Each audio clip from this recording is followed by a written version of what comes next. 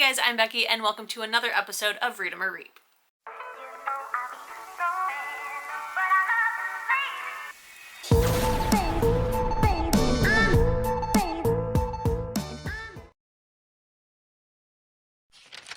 Happy Easter! Today we are starting episode 4 of Read 'em or Reap, and I do have 3 books that I am trying to read. I am starting this a little bit earlier than I normally would, but I kind of guesstimated how long it's going to take to read each of these books, and I'm hoping that for the 2 of them it'll only take 2 days and then dedicate 4 days possibly to the other one, just depending on how fast-paced it is or how much I enjoy it, because it is rather big. So like I said, today is Easter, which means I'm not going to be able to start anything until later, and I'm not positive which of the first 2 I'm going to start. I kind of want to start the first one I'm about to show you, which I will explain why in just a second, but the second one does have an audio, and I have to do some chores tonight. So maybe I'll start both and then finish the second one after? I don't know.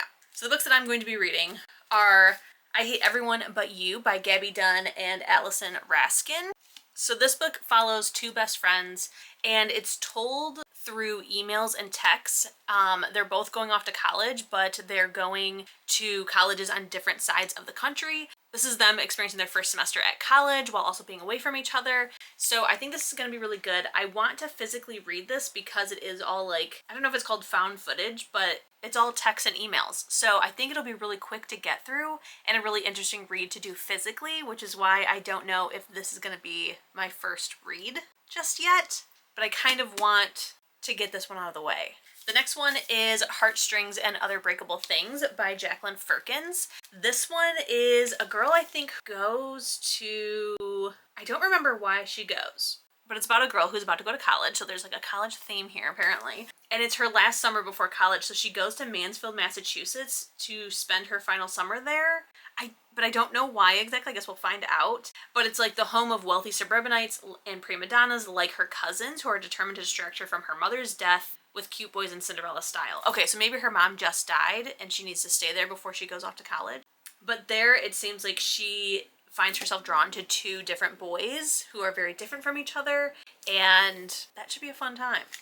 And then the last one that I have is Quicksilver by Callie, Hart. Now, this book I was planning on reading after I do my Read 'em or Reap because I didn't physically own it, but then I ordered this book for the library that I work at, and unfortunately it did end up coming a little bit damaged. So as you can see, like the spine is broken a little bit, pages are a bit messed up.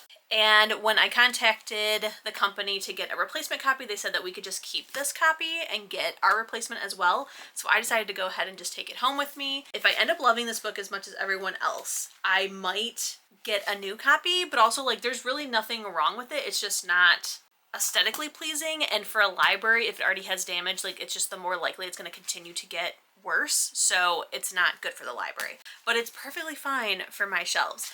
And I think I'm going to, I don't know, like this paperback is like perfect and floppy and wonderful. So on one hand I kind of want to physically read it, but I also can totally get it through Kindle Unlimited. I also saw that there is an audiobook for it, so I have no idea how I'm going to be reading it, but I definitely plan on annotating it if I love it, which I feel like I'm going to. And this is definitely going to be the last one, even though I normally like to read the biggest book first. But I feel like this book could put me in a slump if I love it, because so many people have been like, I can't even wait for book 2, and I have to. So I'm excited, but also nervous, because I don't know, there's something about this book that doesn't really draw me, but everyone is obsessed with it. So I need to find out, because usually I am also obsessed with those books too. So in addition to a normal Read 'em or Reap, these are all books that I need to read for my career for the Magical Readathon by G from Book Roast. If you've never heard of it, I will have videos linked down below for you to check out. It is an amazing readathon, and I participate for all of the different readathons that happen throughout the year. Every single year. I've been participating since before it was Orilium. I can't say enough great things about G from Book Roast. I absolutely love her and her channel, and this readathon is mind-blowing. So definitely check it out and participate. I think when I start the books, I'll tell you what prompts they are for, because I am about to leave to go and pick up some cookies that I ordered from Insomnia. I'm so excited. I heard really good things about them, but there's really not one close by. There's one in Detroit and there's one in Ipsy, and both of them are like about the same, if not a little bit farther from my house. But my mother-in-law had them one night and I tried one and I was like, holy crap. So I'm about to go pick those up, and then I'm going to my best friend Rose's house for Easter because my family decided to not do anything this year. So I'm going there and I'm excited. So I will see you guys later tonight when I figure out what I am starting to read first. In all of my excitement, I totally did not tell you guys what Read 'em or Reap is if this is the first time that you're here. So Read 'em or Reap is a series that I started at the beginning of this year to try and tackle all of the unread books that I physically own. So we started the year with 166. I cannot remember, let me do the math really quick on how many I have read. So I believe that we have read 7 so far, if I'm not mistaken, which means that we're at 159 books left, I think. But basically, my plan is that every month I will pick one week where I read at least 2 books off of my unread shelves. And in that pursuit, I'm either then deciding to read them fully, love them and keep them, read them and reap them, start them and reap them, or find other books on my shelves to read. There's really not like a whole plan, solidified plan behind it all, other than I need to read these books and either get rid of them or move them to my read shelves. So, hi, hello, and welcome. Good morning. I have, in fact, like literally just woken up and I'm about to start getting ready for work, but I wanted to update you guys really quickly because I did start a book last night and I decided to go with I Hate Everyone But You. Look at how cute this is with the dust jacket off. Isn't that adorable? So I am already just a little bit over the 50% mark. It is so fast and easy to read because like I said, it's all text messages and emails. So I think I read for like maybe 2 hours last night and already got halfway through. So according to the stats of my reading tracker and stuff like that, it should only be like another hour and a half to finish this. So I figured I should update you now before that actually happens because I haven't talked to you about this book yet.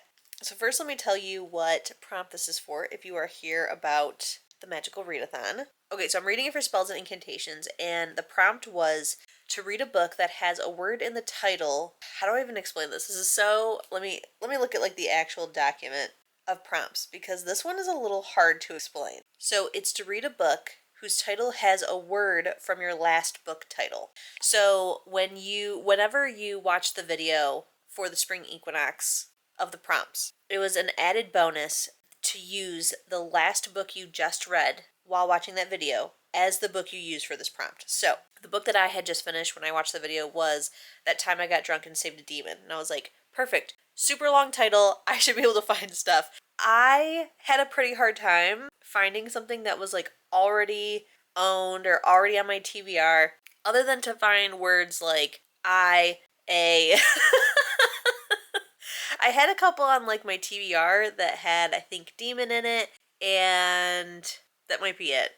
But I really wanted something that was either already on like my April TBR or my physically owned. So I did go with the word I. That time I saved a demon, or the time I got drunk and saved a demon. So I hate everyone but you. So like I told you, this book is about 2 best friends who are attending their first semester of college and they're on opposite sides of the country.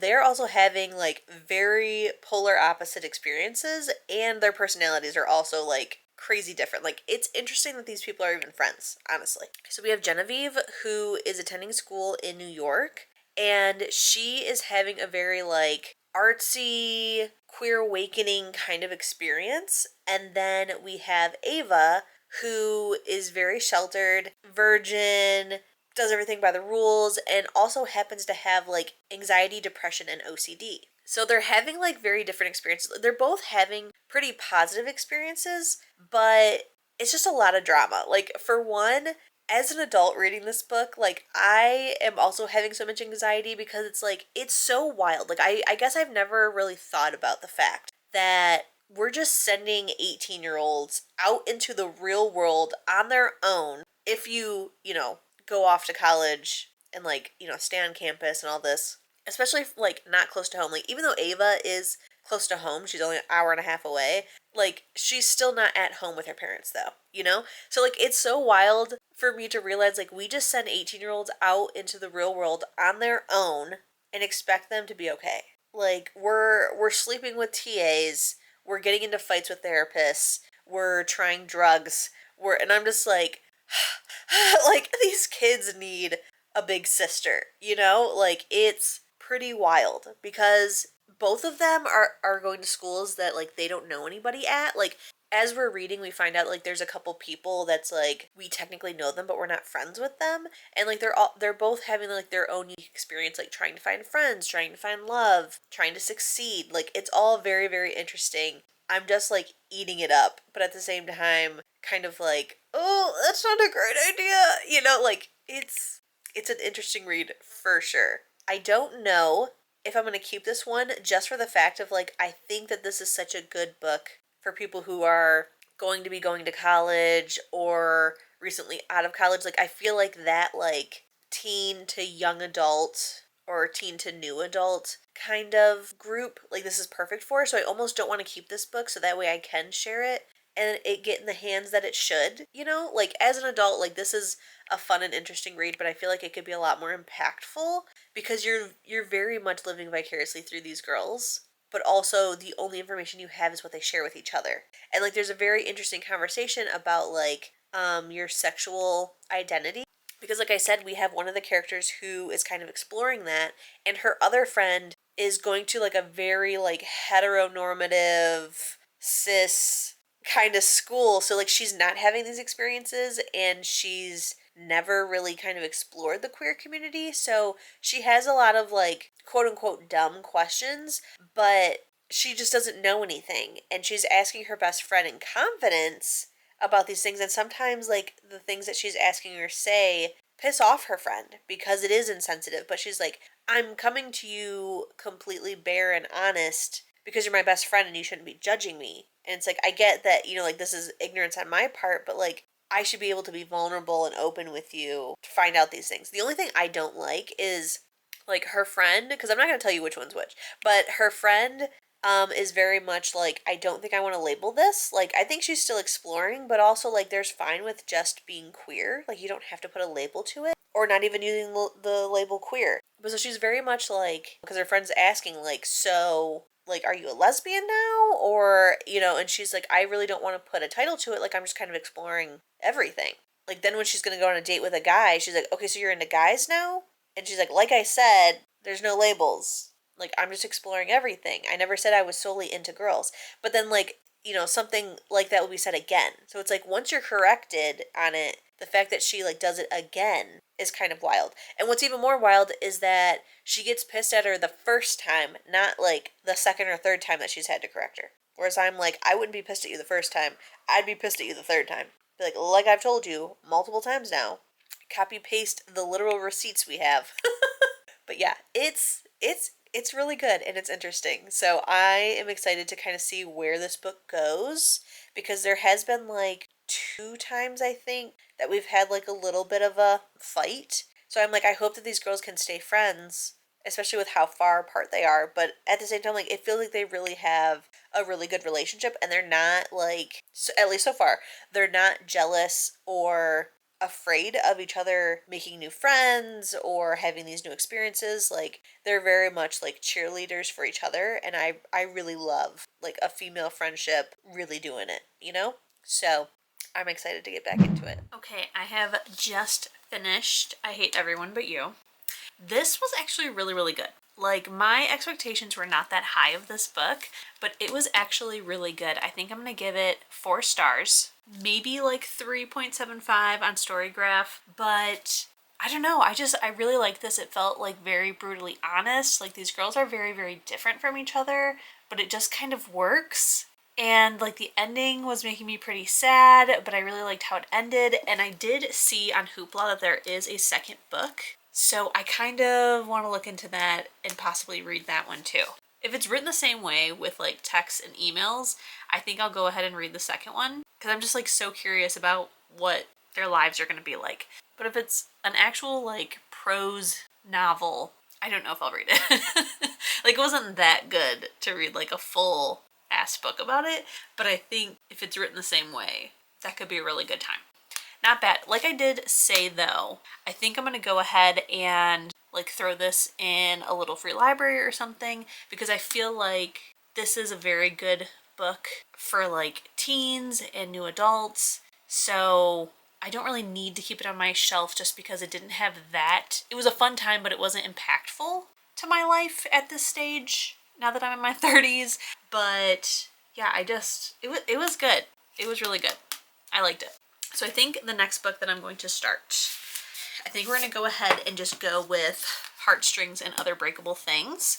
For this one, I am reading it for, what an excellent time that was. I'm sorry, I am looking at the 2023 year in Aldea, or Adventure in Aldea, which is the year-long one. And in 2023, I read like some really, really good books. So I read Icebreaker by Hannah Grace. I read one of the Zodiac Academy books. I read, what is this book called? Oh, A Kingdom of Stars and Shadows by Halle Renee. Delilah Green Doesn't Care by Ashley Herring Blake. A volume of Lore Olympus, Fourth Wing, and Throne of Glass, which I don't think that was the first time ever reading it. Might have been part of my reread, maybe. But God, what a good time. What an absolute blast. Anyways, so for this book, I am reading it for the class Lore, and the prompt was to read a book that has a musical term in the title. So the word strings is counting for this prompt. And I will say this was probably one of my hardest and least favorite prompts. Like, there's usually one that I'm like, ooh, that's gonna be hard. I hope that's not one of my classes, and it usually isn't. And of course, this year it was, so I guess it's fair. But I think I have talked to you guys before. Oh, in the last episode, I talked to you guys about how a book will sound amazing, but then as soon as you tell me it has something to do with like a musical career, I'm like, no thank you, next. So to like find a book that has a musical term in it, the easiest ones have something to do with music, so not my jam. But luckily I did find a book that has nothing to do with music that I could read for it. So as far as the timeline, it is only Monday. It is Monday night, like it just turned midnight. So I am right on time, if not like slightly ahead of time, because I expected to start this like Tuesday after I wake up kind of thing. So the fact that I'm starting it now, like we're doing really good. And I'm pretty sure, I think I have an audiobook of that one. I could have sworn that there was an ebook or an audiobook of I Hate Everyone But You, and I could not find it anywhere. So fever dream? I don't know. But I think that there's an audio for this one, and I think that might be how I read it. I'm hoping that this book isn't really that crazy long. Like, it's 371 pages, but this is also a book of the month copy. But at the same time, like, look at how huge this font is. Like, let's compare it to Quicksilver. Like, look at those comparisons. Wild. I don't know if you can really tell through the screen, but it is vastly different. So this should be not that long. And like, it's just a contemporary romance. So it should fly by, unless it's boring, which in that case, I could just DNF it. But okay, I am going to get in bed. I'm going to start this, and I will update you tomorrow on what I'm thinking. Good morning. I have an update for you before I get to working. So I have been reading Heartstrings and Other Breakable Things. I am 60% of the way through it. I'm definitely intrigued, but I feel like I'm not enjoying it. Like, I am going to finish it because I only have a little bit left, but I don't know if I like it. So I told you we have this girl who her mom just died, and she's moving in with her aunt and uncle for what I thought was her last summer before college. Turns out her mom has been dead for 3 years. She's been in foster care, and she has this wealthy uncle. There was some sort of falling out between him and her mom, and for whatever reason, he just allowed her to go to foster care instead of immediately taking her in. Which may have to do more with his wife, because she's horrible, at least so far. And so now, for whatever reason, her aunt and uncle have decided to let her come and live. I think it's only 6 months or something until her 18th birthday, but they've allowed her to come and stay with them. So she is going to school right now. She's in this like all girls private school with her 2 cousins. And it's very much like, there's appearances and money and wealth and, all this stuff that she really can't relate to. And like everyone is looking down on her except for the neighbor boy who they used to be friends, and she has a crush on him. They had their first kiss together, like that kind of thing. Like they're very simple, like they're very much outsiders in this wealthy world, even though he is from that world. But like his dad passed away, so like he understands her on a certain level. Unfortunately, he has a girlfriend. And so she's trying to like fight her attraction for him, which I am not cool with the cheating trope. But like so far, that hasn't happened. Like there's been no cheating, but it's like she's trying to fight her feelings for him. And so his girlfriend's brother is this like super playboy, and he is also kind of into her. And I don't know, I feel like it might end up being genuine. Like I feel like his like playboy ego personality thing is kind of an act, and that he might actually genuinely like her. But so far it's just feeling like she's the only one saying no to him, so of course like he wants her, because like there are some times where there's genuine friendship there. He has never lied. He's been upfront about all his feelings and everything. He has been like a genuine nice guy when like they get drunk and things like that. Like he helps take care of them, like her and her cousins. So it's like, I don't know. I kind of want her to end up being with him, but I feel like he's going to end up breaking her heart. I want her to be with the neighbor boy, but at the same time, like, he's still with his girlfriend. So it's just, like, I don't know. So I'm really hoping that no, like, cheating ensues, because then we also have, like, this whole mean girl situation with his girlfriend because she feels threatened by her, because obviously there is, like, everyone is very aware that she has a crush on him, so it must be obvious. And it seems like the same can be reciprocated. Like he definitely has a crush on her too. And like when she first sees him again when she moves in, like there's very much flirty behavior going on between the two, but then like she goes to a party or something and they continue flirting, and then all of a sudden he's like, oh, this is my girlfriend.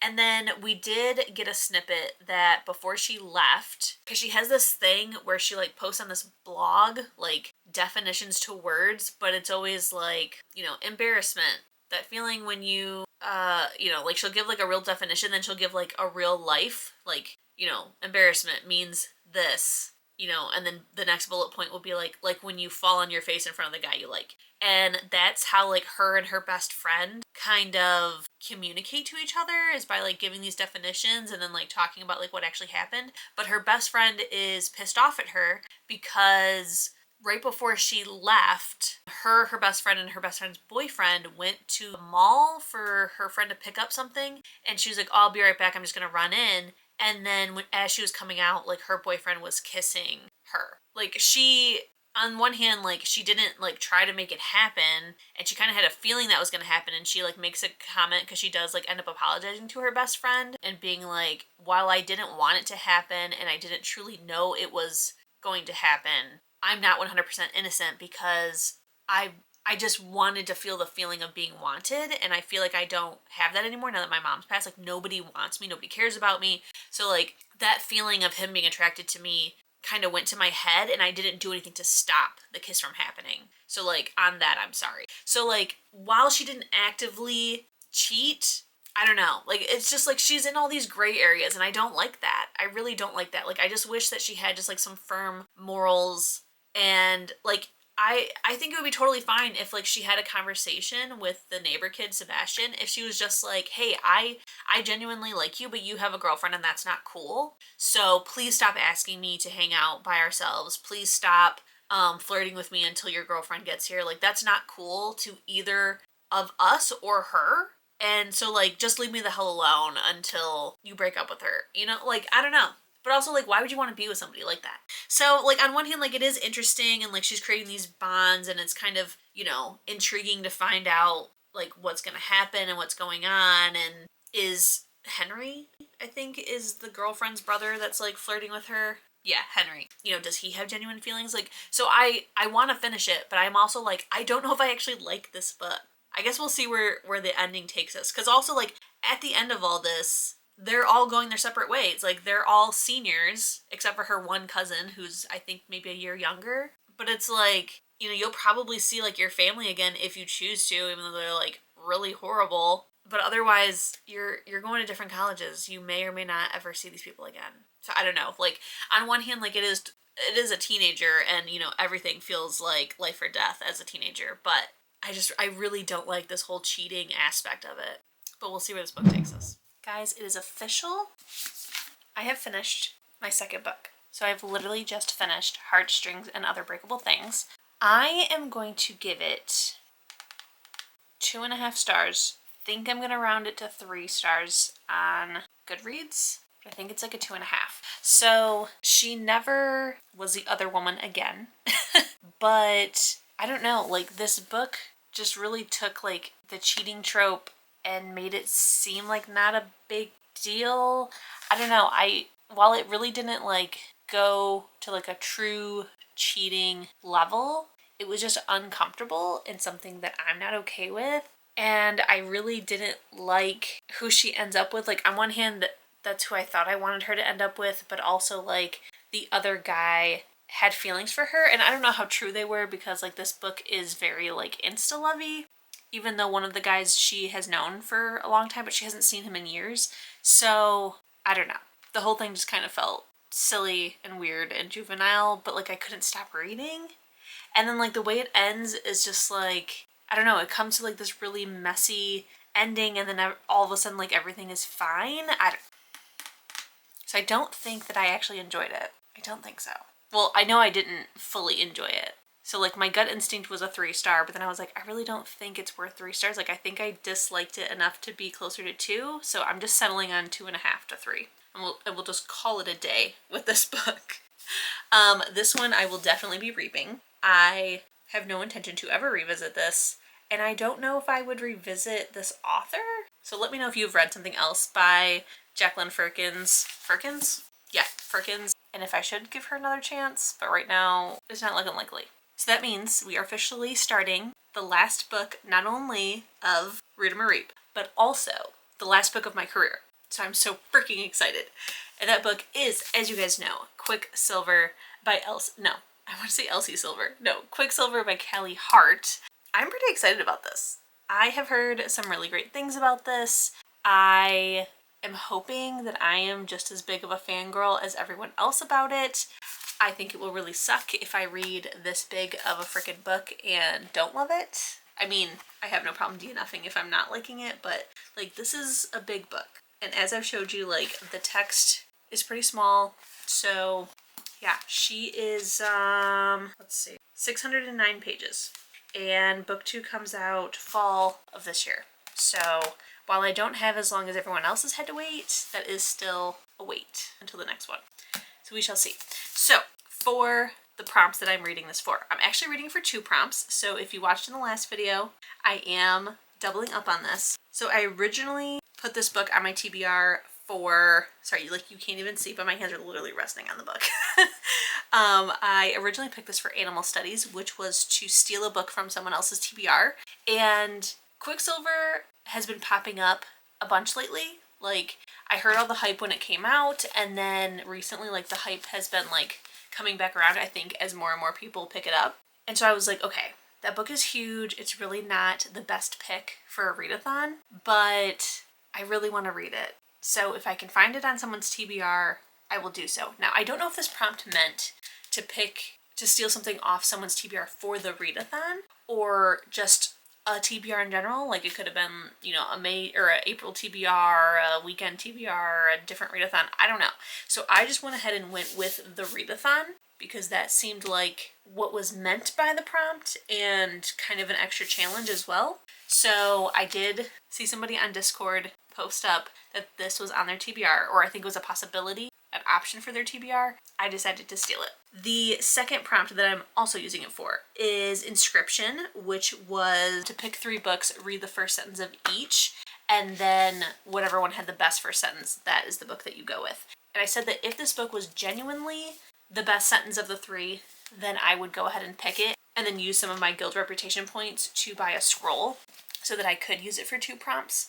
And it it turns out like, yeah, this was totally the best first sentence, which the first sentence is, you know, there's really no need for all this violence. And I'm like, yes, like that immediately gives me From Blood and Ash vibes.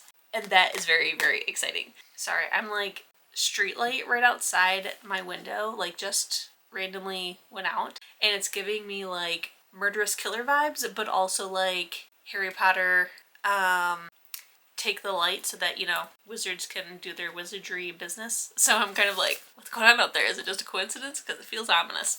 Anyways, so yeah, it's giving From Blood and Ash vibes with that first sentence. I was like, yeah, that's where it's at. In other news, I did want to give you guys a little bit of a sneak peek of some vlogs that will be coming up. I've been very hush-hush about it in past vlogs, even though this has been like a long time in the process thing, because I didn't want to jinx it. I didn't want to tell you guys until it was official. But today, my husband and I signed the paperwork to own a home. I know. We are buying a house. So the way that we're doing it is we are entering a land contract. So it is a family friend who technically owns the home, and in a land contract you basically set up terms of like, over the next X amount of years we will make the mortgage payments on your behalf. We will be living in the home is ours. We can do, you know, what we want with it in terms of, you know, like renovating, updates, things like that. And after 1 year, any equity that was existing in the home and that we put into the home, that is now ours. So we can either make the mortgage payments on it until the end of our terms and then apply for a mortgage for the remaining amount owed, or at any point during the terms, which you usually wait at least a year, we can apply for a mortgage. So we have a little bit of cleaning up with our credit and things like that, and just kind of like, you know, getting in the right spot to go ahead and get a mortgage. But like, this is something that we never thought that we would be able to do. We never thought that we would be able to own a home. We thought we'd probably have to just be renters for the rest of our lives, or for a very long time at least. But it's all like, okay, camera died for a second. But it's all working out, and we signed the terms today. So we officially move in Memorial Weekend, but there are some things that we are hoping we can get done before we move in, such as painting, replacing the carpets, cleaning and stuff. And we also need to make a plan for like the best way to move our cats. Like, should we do it before we move? Should we, like, when the house is ready, bring them to the house, let them explore it, and then like sequester them in one of the rooms while the movers come? Or should we do it after the fact? Like, should we move everything and then we come back, grab the cats, and go to the new house fully set up? Well, I mean, everything will be in boxes, but yeah, so we have a lot more planning to do. We need to finalize paint colors, we need to go shopping for carpet, we need to figure out exactly when we can start renovating for the move-in date, but it's happening. It's crazy. It's totally crazy. Like, we are so like above and beyond ready and excited to get the fuck out of here. Kind of expected we might live here a long time. It was never like our original plan, but then, like, you know, as anyone who is our age, like, you can't just buy a home. So we have been living here for 9 years. We are so fed up with this place. We're so over it and done with it. Our goal was that when our lease is up, which is Memorial Day, that we weren't going to sign a new one, that we were going to find a new place to live. And we were actually in the process of looking at a place like very, very nearby, but unfortunately they weren't going to have one ready for us. So we were like, okay, we could move into something that's not like technically ideal and enough space temporarily until they have an opening, and then move to that place. But this kind of fell into our lap and we're doing it, and I'm so freaking excited. So I will definitely be doing moving vlogs. I thought about doing like separate, like, these vlogs are only about moving stuff, but honestly I'm going to be reading the whole time. Like, I'm gonna be, you know, listening to audiobooks while doing stuff and whatnot. So I thought that it would just be more fun to just do like regular scheduled vlogs, but it'd be like moving and reading, and kind of like talking about trying to fit in reading and stuff like that with all of this going on. So it'll be interesting, because even if a lot of reading doesn't get done, then you'll just see the process of what we're doing to the house. So I definitely plan on kind of like doing a tour of what our current place looks like, mostly for memories, but you know, I know that I find this interesting Like, I have watched many moving vlogs and I know what I really loved about them, and honestly just like the more details the better. So I'm hoping that these will be some pretty good content, but I plan on showing you what our current place looks like from the inside out, and then showing you like the before and after of the place that we're moving to. So I'm so excited. As you can imagine, like, it has been something that's been in the works for a while. Like, we had to let our apartment complex know, I think it was 60 days in advance, that we weren't going to be signing a new lease. We have, went and toured the house. We have, been planning all kinds of stuff, and yeah, today it is finally official. We have signed the paperwork, we've agreed to the terms, and there's still like a couple odds and ends that need to get taken care of before we can actually start doing things and moving in. But you guys will definitely be taken along the way and get the whole behind the scenes going forward. So I'm so freaking excited. I hope that you guys are excited for the future content to come, because I know I definitely am. I'm so excited. But all right, I'm gonna get in bed. I'm gonna start Quicksilver. I think we are in a really, really good spot to read Quicksilver and get it done before the end of the month. And then there are a couple books that aren't for my career, obviously, because this is the last book for the career, but there's a couple more Orilium related books that I would like to get done that aren't going to happen this month, that'll happen in May. So I might do like one more Orilium vlog, and that may or may not have moving content already, because it will be like the first full week of May. So we'll see. We'll see. I'm going to get reading.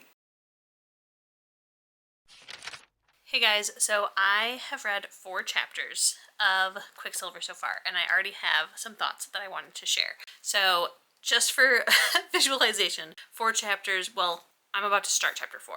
So 3 chapters, it's just that teeny tiny amount, my god. But I'm sat here in bed because I don't know what happened. Like, I feel like I got a good night's rest, but I am just exhausted today. Like, so tired. So I decided, you know what, I did like my minimal effort. I have clothes in the washer. I put all my footage for the vlog that goes up this weekend on my computer. I did like my first cuts. So all I have to do is do my final edits tomorrow, which the vlog is only 25 minutes before it's cut down. I hardly talked to you guys last week. And we read so many books together, so that's crazy. So I decided, you know what, I'm just gonna get in bed, I'm gonna eat my dinner, and we're gonna call it a day. I'm here in bed, and I am going to watch some TV and eat, but I want to talk to you about this book a little bit because, like I said, I do already have some thoughts. So I am enjoying it so far, thank goodness, because last night when I started it, which I only read 1 chapter before I was too tired to keep going, I decided to go ahead and read the description so I kind of knew what I was getting into, or going into rather, because I couldn't remember exactly what this book is about. And from reading the description, I was like, yeah, this book does not sound like hardly anything. Slightly. This book sounds slightly like something I would like, but otherwise, like, it doesn't sound like something that I'm like immediately gravitating towards. So it makes total sense why I have put this on the back burner. I'm obviously still reading it. I decided to go ahead and still start it, even though I was like, yeah, this doesn't call to me at all. So I read 1 chapter, and then today at Silent Book Club, I read 3 more, and it is definitely a book that's going to take some time. Like, I really haven't dived into like the heart of this book yet, obviously. So I'm glad that I have a lot of time to read it, because my kind of like soft goal was like, I might be able to get this done by Sunday. Like, Sunday I might be good. I don't know. This book, like, there's a lot of words on these pages. It definitely takes some time to read this book and to understand it. Not that there's like, weird language or anything, but there's just a lot of pages and a lot of words on those pages. So it's definitely going to take some time to get through this. So I'm glad I have plenty of time.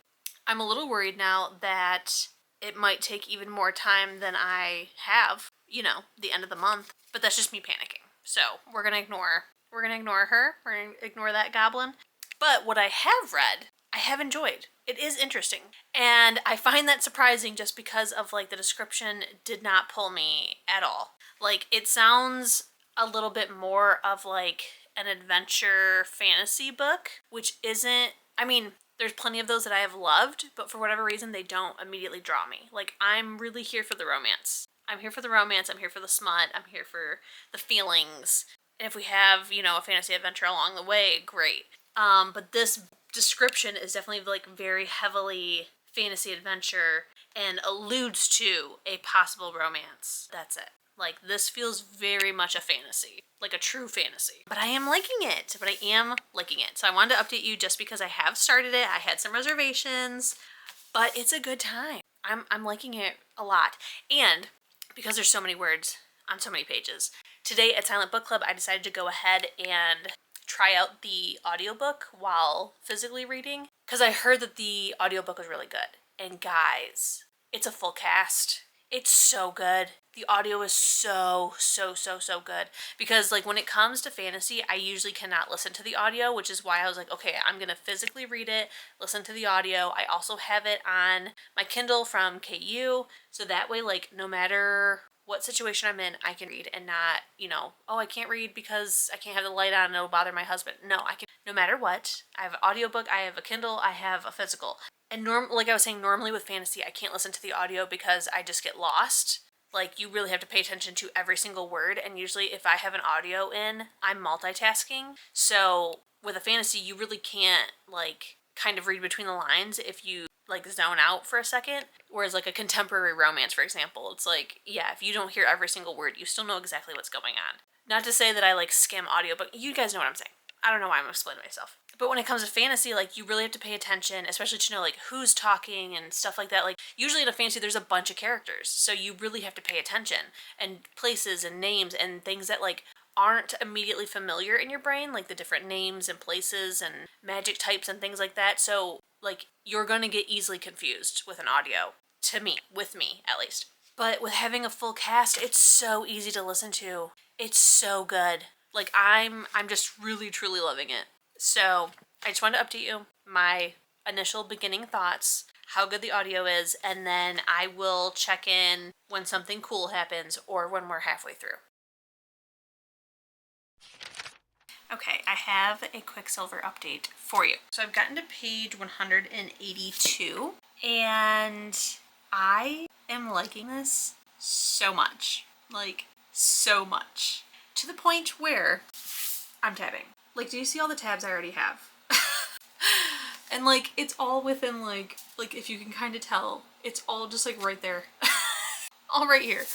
It is so good. I am loving this a lot. I'm definitely finding it easier to read the KU version. So I'm definitely finding it easier to listen to the audio, mark my annotations on the KU version, and then transcribe them over to here, which seems like a lot. It's like all three formats are at play here. But I don't know, there's just something about doing that I'm just really, really liking. Because, like, the text isn't too bad. Like, I just got my copy of Nevernight from the library, and the font is so small. So, like, this isn't like that. It is a decent sized font. But it is still a little bit smaller than I would prefer. Like, to just be, like, comfortably physically reading, especially at night, which is when I do the bulk of my reading. So I have been just, like, listening to the audio, physically reading the KU version when I'm physically reading, but then as of today, I'm starting to tab. So now the third format has entered the chat. I can't get over this. This is just getting really, really good. So some of the things that I've tabbed so far is I tabbed the definition for a Shalith because I don't believe him. Like, I'm sure that really is a butterfly, and I'm sure that is the definition of it, but I think that there's more to it. I think there's more to it that we don't know, especially because he then goes to say, isn't that right, Renfis? Ren scowled at Kingfisher's back, though he didn't answer him. So something's, like, going on there. So I marked it as, like, a romantic moment, but also as a plot moment, because it's like there's some secret there, and I also don't trust him that's why he calls her that. Then I tabbed when she finds out how sensitive smell is to the Fae. Tabbed that for sure. I love when his sister walks in and she's like, and why does it smell like a brothel in here? If you're going to spend your night out whoring and drinking, the least you could do is wash the smell of sex off you before showing up for breakfast. Not knowing what just happened. I love that. And then the rest of my tabs are all in chapter 12 when he's, like, sweating in the forge and then meeting the fox. I think we have an animal companion, and I'm really hoping for it.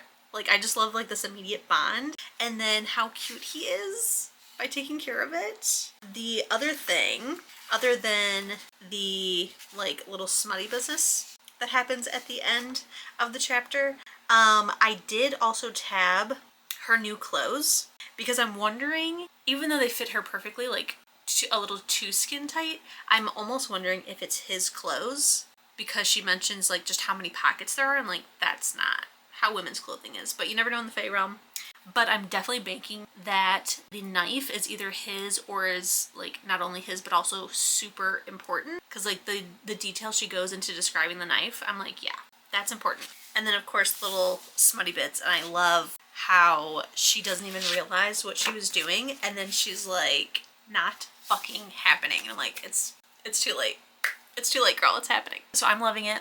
I cannot wait to dive back in. I will say, while the description is accurate about what this book is about, it just really reads as this is going to be like a fae fantasy adventure, and that's not what this is. Like, this really is a romance. I mean, like, there is an adventure, there is a plot, but like this, I feel like is going to be at its heart a romantasy, which if you don't know the difference, which I didn't for a long time, a fantasy romance is when the book is mostly fantasy and there are some romance. So if you took away the romance, the fantasy, and the plot, and the book could still continue on. Like, removing the romance from a fantasy romance won't hinder the book. Like, the book could still totally happen without there being a romance at all. Whereas a romantasy, if you take away the romance, then there's nothing left of this book. So I almost feel like, at least so far, I mean, I know that, like, you know, we had to get almost 200 pages in for it to really start, but this book is huge, so, like, really being, like, a third into the book isn't that long if you think about it in the grand scheme of things, but it's kind of feeling like it's going to be a romantasy, but I could be wrong. But just the fact that, like, the description hardly mentions this romance, and right now it's just, like, very heavily prevalent, like, she really cannot control herself, and I feel like that is the bigger deal in this book, but we could totally, like, that could be like the only romance bits, or just like some slight flirting throughout the book, but maybe like it's going to be super plot heavy on this like war that's happening, I think, with another fae group or realm, or the plot of what is going on in the human realm. So liking it. I'm liking it a lot, which wasn't expected at all, which is why it took so long for me to pick it up, but at the same time I picked it up expecting like this is really gonna hit it for me, so I'm so happy this is working out. Hi, we need to talk. It is Tuesday. We have not talked in a minute, but I haven't had anything like substantial to say, and now I do. I'm about to start chapter 31. I have 170 pages left of this book, just that little sliver, and I am an annotating fool. I have spent all day outside of working catching up on my annotations of this book, and you guys, I am loving this so fucking much. I am really liking this. This book to me very much has like Beauty and the Beast, A Court of Thorns and Roses vibes. Pretty hardcore A Court of Thorns and Roses. Like, our characters are pretty similar to Rhys and Farah, especially with like the tragic backgrounds, the kind of magic, like I'm somebody who's in charge but I don't deserve to be, like it's all there. And I am just eating this up. Like, this is very much, like, don't get me wrong, this is very much its own thing. This is not a copy of A Court of Thorns and Roses. Like, I can just very much see like similar vibes.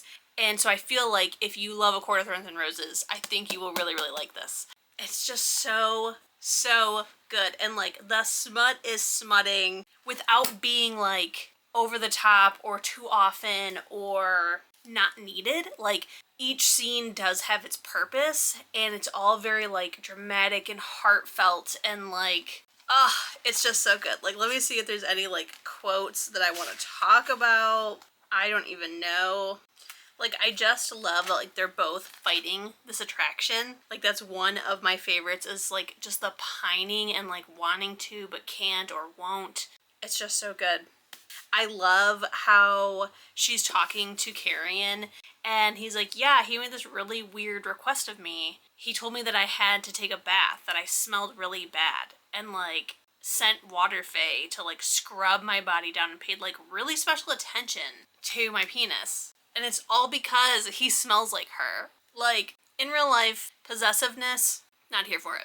In a book, which also, like, the best paperback. I love a floppy paperback. I also really, really love something that we have gotten in this is that he can, like, throw his voice so it sounds like it's, like, right in her ear next to her. And I love, like, these private conversations. And then we have just found out a similar ability that I am a sucker for. I am such a sucker for it. I don't want to ruin it, but like, I'm here for it. I'm so here for it. And then she does keep talking about like how, you know, she's just kind of like he's stunning, but she's like drawn to him. Like what is the quote? It says, "It wasn't just how he looked, there was something else there too, something that made my body come alive. His scent and the way I knew he'd entered a room before I saw him, and the melancholy tug at the root of my soul whenever he wasn't in a room." Like, is this gonna be like a fated mate situation or something? Because like that just like speaks a lot to me.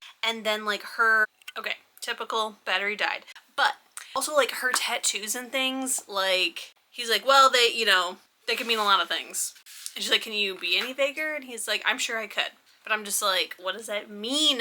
What do these mean? And then I love what he tells Carrion to call her. Like, I'm just completely eating this book up. I'm loving every second of it. Everything is amazing. Like, it's too good. It's too good. And now I am just worried because we are towards the end of this book. And like, honestly, not a ton has happened. Like, this book is like ridiculously long. But at the same time, I don't have that feeling like I normally do when a book is too long, where like I could tell you what could be cut out, or I feel like nonsensical things are happening. Like, that's not happening. It's just an extremely slow burn, slow moving book, and I'm just here for every second of it. And like I told you guys, I am listening to the audio, and I still am, and it is just so, so good. It is a complete, I wouldn't say complete full cast, because I think there's only 2 narrators, a male and a female, but like, it is read dramatically. So like, if there is a scene, like, all of this is from her point of view, by the way, but if there's a scene where like a male speaks, the male narrator like pops in, and I'm just loving that. I'm also loving when like the Quicksilver is talking to her, like the voice for that is so good. Like, such a well done book. But at the same time, like, I haven't listened to the dramatized versions of like A Court of Thorns and Roses, for example, but my friend has, and she said that there's some stuff that they leave out of the audio. But like those, like there's like music playing, like there's all kinds of like different things happening, like it's a whole performance. So I can say that this one, every single word is being said in the audio.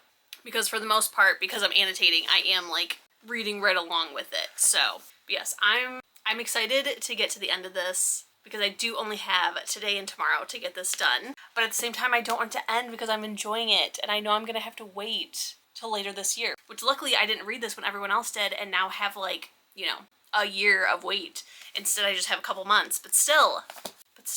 And I'm just really, really hoping that I can like love this, take a moment to pause, and then can like just jump into another book. Because I don't have time for a book slump, okay? Like, I do not have time for it. So, I don't know what's gonna happen. I'm so nervous. Like, there's a lot of pages left, but at the same time, like, not. And I feel like the action is going to just ramp up these last 170 pages, and a bunch is gonna happen and freak me out. Because, like, there's a cult following of this book. The way that I feel right now, I love it. I'm not, like, obsessed, but I just love it. Like, it's just so, so good. Like, it's definitely getting a 5-star. But I'm just like, I'm enjoying my time. I'm enjoying the place, the setting, the pace. Like, I'm just loving it, but I'm not like, you know, losing my mind over it. But I feel like these last 170 pages, that's what's going to happen, is that I'm going to lose my mind over it, because so many people love this book. And I feel like if the vibes that have been there the whole time is how it continues to go, that this book would be very polarizing. Like, people would be like, it's too slow, it's too long. Like, I feel like there would be people out there, and I haven't heard from those people. So what is gonna happen? What's gonna happen to me? But okay, I'm gonna eat a snack. I'm gonna eat a snack before dinner and maybe watch some TV, and then we're gonna finish this book. And I can't wait to tell you guys all about it. Good morning, guys. I am about to leave for work, but I figured it was worth a couple minutes just to come on here and say that I have like 50 some pages left. Something has happened that I had a feeling was going to happen. I was like, I think this is going to happen. There's a letter involved, is what I'll say, so you know what I'm talking about. And I was just crying last night because I knew this was going to happen, and I don't want it to. But I've just gotten to the part where we have jumped through a gate before it closed, and we were in water. So I've just learned some stuff because somebody was allowed to say something, and then that is where I stopped for the night because I was like, okay, it is so late. I need to get up for work, and I need to just finish this tomorrow. So I'm bringing it with me to Silent Book Club tonight, so I will be catching up on my annotating and then reading the last 50 pages, and I don't even know, what is gonna happen. Because I thought it would end with that thing with the letter.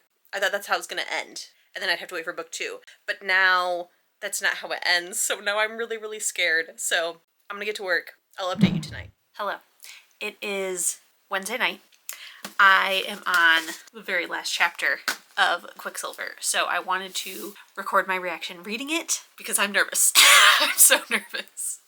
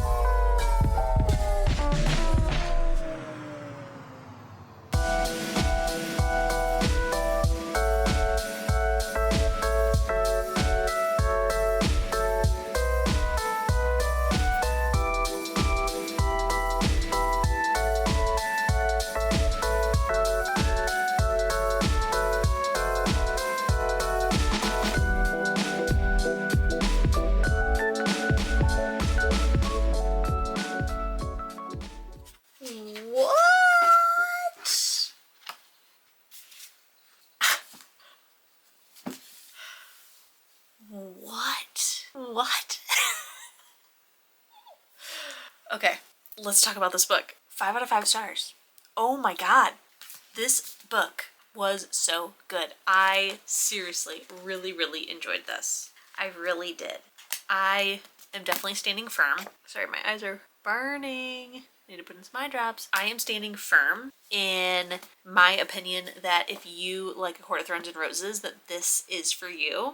I will say, Callie Hart is such a good writer. Really good. I'm loving this. I feel like this book is pretty straight to the point. I don't think it like dances around stuff. You know, you're learning things as she's learning things, and it doesn't take forever to kind of like figure out things. But at the same time, it doesn't feel like it was done too quickly or cheaply.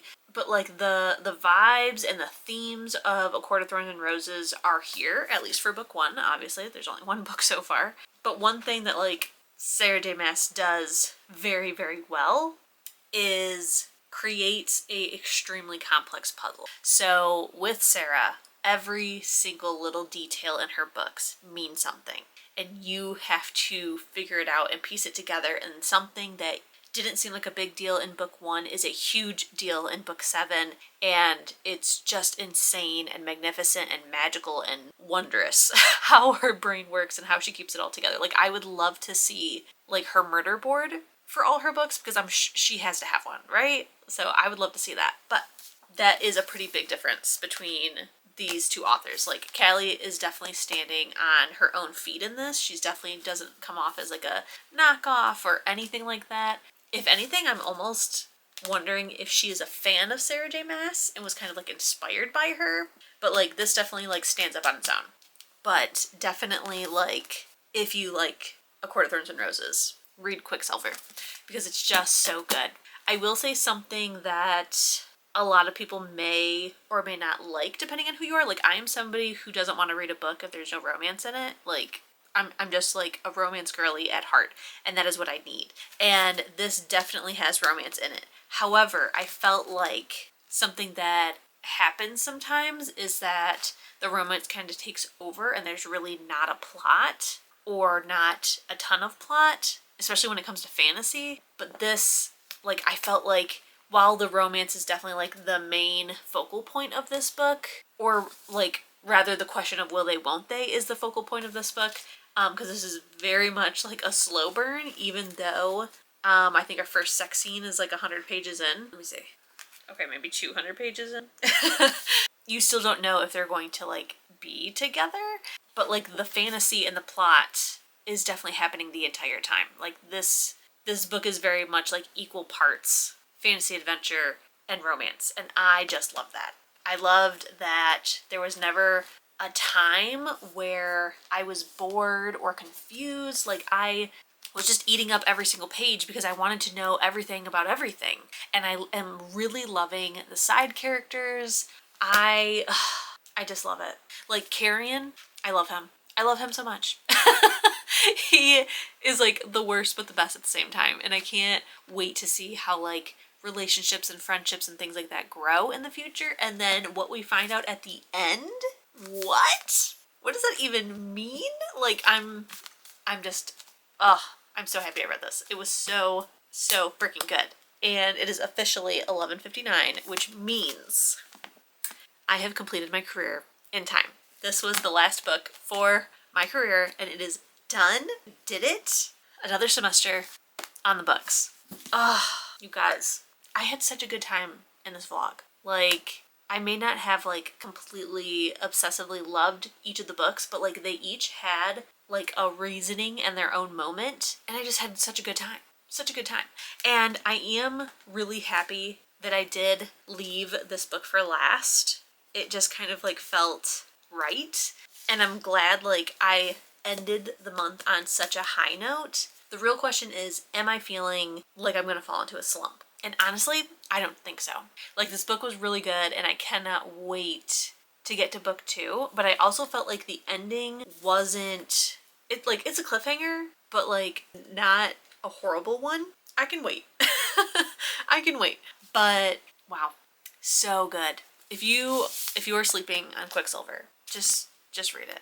Like, I'm telling you, even though I didn't start annotating until I was 122 pages in, I was still like very much like eating this up. Like, I was like, ooh, I'm intrigued. You got me. I'm here. And now I want to like skim back through the first 100 pages just to see if there's anything else I want to tab. Because like the amount of tabs here is just crazy. and I still have to finish the last little bit and then go back through the beginning.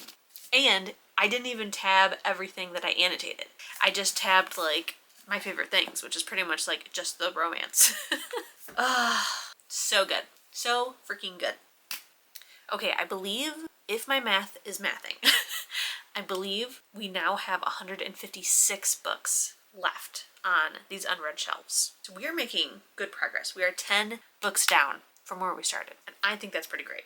But alright guys, that is everything that I have for you in this episode. I think it was a great one. I had such a good time. And I cannot wait to see you in the next one, because in episode 5, we'll definitely have some new house content. And I am so excited. Don't forget to keep reading, stay safe, and I'll see you in my next one. Bye. People say